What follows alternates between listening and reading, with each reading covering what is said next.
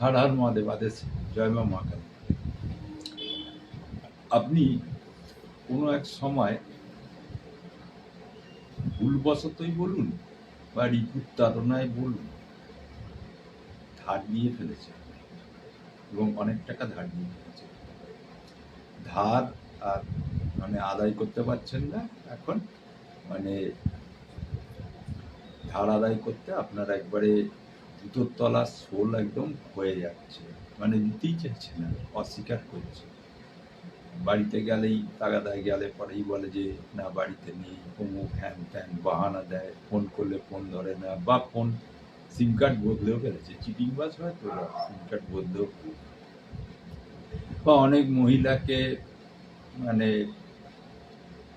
লোভে পড়ে দিয়ে দিয়েছে। যাই হোক, সে আমার সাথে আর বললাম না। সেই টাকাও পাচ্ছেন না, সেও ফেরত পাচ্ছেন না, বা দোকানেও এরকম হয়, ব্যবসার ক্ষেত্রে হয়, অনেক ধার দিয়ে ফেলেছে, সেক্ষেত্রে হয়। আমি এটা ছোট্ট উপাচার বলে দিচ্ছি, শনিবার অমাবস্যা যুক্ত হলে ভালো হয়। শনিবার যদি অমাবস্যা যুক্ত না পান, শনিবার দিনকে সন্ধ্যেবেলায় একটা অশ্বত্থ গাছের তলায় যাবে। অশ্বত্থ গাছ থেকে যে পাতা পড়েছে, মানে তুলবেন না, কিন্তু পাতা ছিঁড়ে আনবেন, সেই রকম একটা মোটা সহ পাতা দেখবেন একটু কাঁচা আছে, যেটা সেটা নিয়ে আসবেন। নিয়ে এসে আপনারা কি করবেন, কাজলের কালি দিয়ে সাইজারুর কাঁটার দ্বারা আপনি সেই ব্যক্তিটার নাম, গোত্র যদি জানা থাকে গোত্র, এবং তার মায়ের নাম লিখে ফেলুন। আর এটা তার আগে একটা বড় একটা পাথর জোগাড় করে রাখুন, বেশ বড় দেখে পাথর, ঠিক আছে? পাথর জোগাড় করে রাখুন।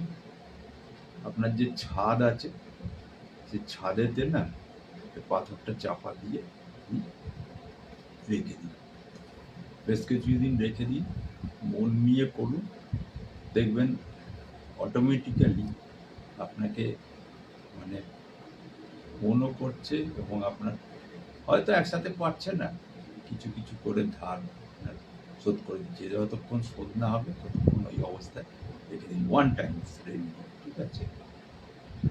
আর একটা জিনিস বলছি, দেখুন, কোনো চেনাশোনা ব্যক্তিকেই বলুন বা এরকম অচেনা ব্যক্তিকেই বলুন, মঙ্গলবার দিন কোনো লোককে ধার দেবেন না, দয়া করে ধার দেবেন না।